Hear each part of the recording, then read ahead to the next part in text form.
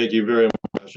It's a real pleasure to be here this morning, and we're just thrilled with the response to a relatively short invite that went out talking about this particular session. And I do want to thank the CIF and certainly the National Tree Seed Center and for all their efforts in pulling this together. It, like I said, is fairly short notice, but and again, we're just thrilled with the response that we've received on this. As I said, my name is Rob Keane. I'm a registered professional forester and executive director of the newly formed Canadian Tree Nursery Association. And I'm here just to give you just a bit of background about the association and sort of some of the areas that we're moving forward to. So with that, I just, as we started getting the numbers in yesterday, I just thought I'd put them on a map just to see where everybody's from. And what started as what we thought was going to be a modest response to this, of participants across Canada, probably. It obviously turned out that we've got an international session going on here. So we're really, really pleased with that. And with that, got to sort of rejig the presentation slightly, just to making the assumption that not everybody's completely familiar with some of the restoration work we're doing here in Ontario. Probably what you are familiar with, though, is the fact that back in 2019, there was a huge focus on tree planting and specifically to address climate change. And this was, identified around the world, and there's all sorts of different countries that were making commitments to plant certain number of trees all around facing the challenges of climate change. And certainly here in Canada, it was no different when our current Prime Minister Trudeau made a pledge to plant 2 billion trees over 10 years. He, at the time, he was in his platform running for election. He won the election. And in the fall of 2019, they in fact committed to planting the 2 billion tree program, which is planting 2 billion trees by 2031. Of particular importance, I feel, is the fact that the focus is to ensure that the right tree is planted in the right place for the right reason. And certainly back in 2019, 2020 or so, there was all sorts of countries, they're planting millions of trees and even within a day, but never really talked about the importance of making sure that you've got the right tree available to plant. And I think that was something that really was emphasized right at the very beginning with the 2 billion tree program and with the folks running the 2 billion tree program, and certainly recognizing the complexity of achieving that principle, and starting with seed and stock production. And so this is a graphic that was taken off the 2 billion tree site, but showing basically the complexity and the time frame associated with planting trees. It was interesting that after a few years or so after the start of the program, we wanted to get together with some of the nurseries, get their impact and their response to how the program was going. So in Ottawa, back in April of 2023, we invited, I was actually with Forest Ontario at the time, we invited 7 nurseries from across Canada to have a discussion with some of the folks, a face-to-face discussion with some of the folks from the 2 billion tree program about some of the things that they recognize and with the program, with the 2 billion tree program, and what they were seeing, where the opportunities were, and what some of the challenges were. What was interesting, that the folks we had invited represented 85% of the nation's seed growing capacity. So what came out of the program and that session was a report, a number of recommendations, and those included trying to work towards extending the program beyond 2031, addressing the skilled labor issue. Certainly that's been identified right across Canada in our nursery sector. And I know, and having visited some of the nurseries in the States, issues with being able to bring in that skilled labor. And there's essentially very few educational institutes that speak to and address the large scale forest restoration nursery management. And so we're certainly looking at the value of addressing that. And the other thing that came out of it was the idea that this session that we had with these 7 nurseries, the nurseries that were there, felt it was an excellent session. It was great to be able to talk with nurseries from right across Canada, share information and such, and certainly be able to present a voice to the federal government. And so it was identified at that session that they should, in fact, start a national tree nursery association, specifically addressing forest restoration seedlings.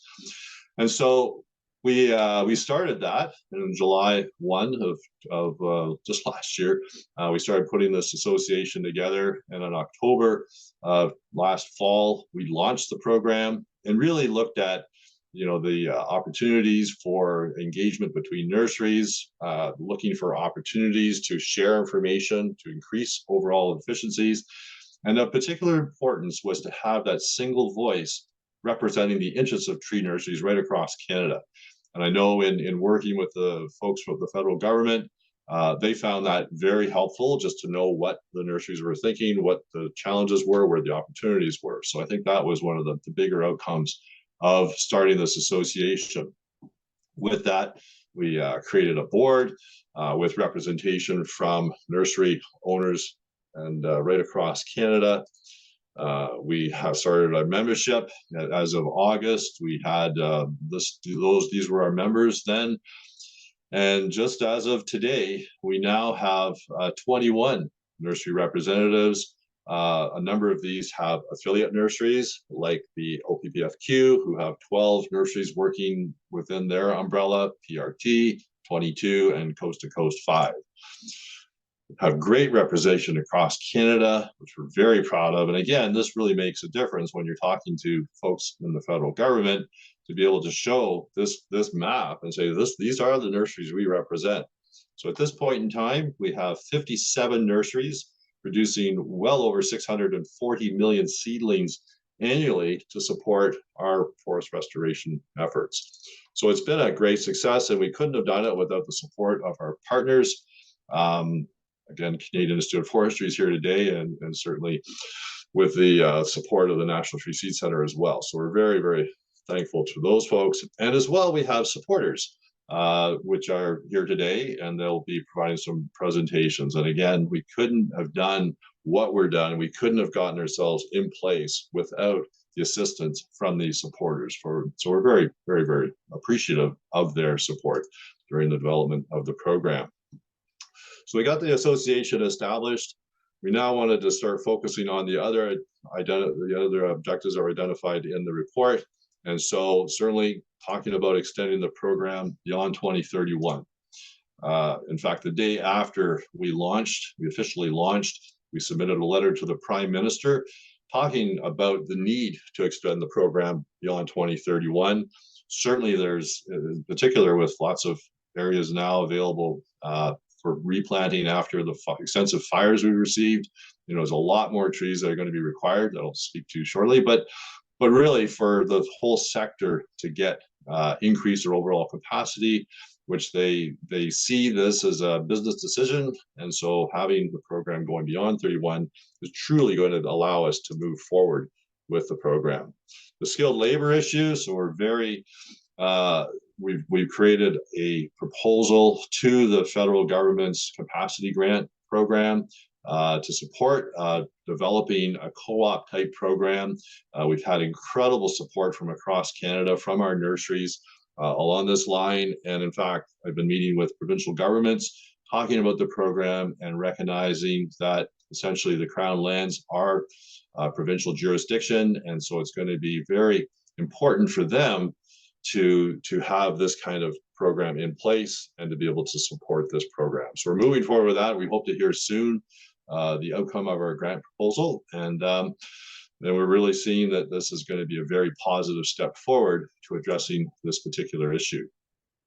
So just, and I know that we've got folks here today that are going to be talking more about the 2 billion tree program, but here's from my perspective, since as of today, 23, there's been 110 million seedlings that have been successfully planted. Again, back to that whole business of ensuring that the right tree is planted in the right spot.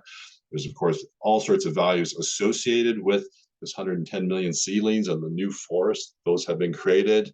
There's currently over 370 million seedlings worth of contribution agreements in place and more to follow. So a lot of great progress there. And I think one of the biggest things that came from, the learning experiences working with folks right across Canada is a greater appreciation of the need to focus on and ensure long-term sustainable support for forest restoration. And in particular, I think seed and stock has been more recognized as how important it is to have these things in place, which of course feed into exactly what we're going to be talking about today through these various sessions. So I think initially, there was some learning to be had with regards to seed and stock, but I think that's getting a far better understanding now of how important these things are, and ensuring you've got the right seed and the right stock available for the forest restoration efforts. And in particular, and some of you may be familiar with the amount of forests that were burnt last year across Canada. Some 19 million hectares were burnt, and it's a significant amount. And certainly as we see this happening, if we're looking at doing restoration work for these areas, just basically looking at 2,000 trees per hectare, 25% plantable area. Not all of it's going to need planting or will be able to be planted, but that's 9.5 billion seedlings just to restore last year's 19 million hectares. And so we really see that if we're going to do this, we need the commitment from government, and we need that long-term sustainable support. And of course, we see this year coming. And by all reports, it could be just as bad a year as last year. So we really need to ensure that we have the resources in place to do restoration work on these sites. Now, one of the things that came up more recently was in Alberta, where they have a wildfire reclamation program. This program focuses on replanting areas that had been recently planted by the forest industry, but fire had come through and burnt these areas. So this program focuses funding on that. We had heard that funding might be reduced or canceled. And so back to the point of having a very significant voice and representation of nurseries across Canada, we submitted a letter to the Minister of Alberta, Minister of Natural Resources, and identifying what the consequences were to the supply chain with these kind of reductions in funding. And so certainly that's been very much paid attention to. We're hoping to have a meeting with the minister and or his staff upcoming to describe this and look towards getting more funding dedicated to restoring these particular sites. And so with that, we really do see the need to engage with government. This is for our nursery members and frankly for the whole restoration supply chain, to emphasize to them that this is going to require a long-term vision to restore our forests.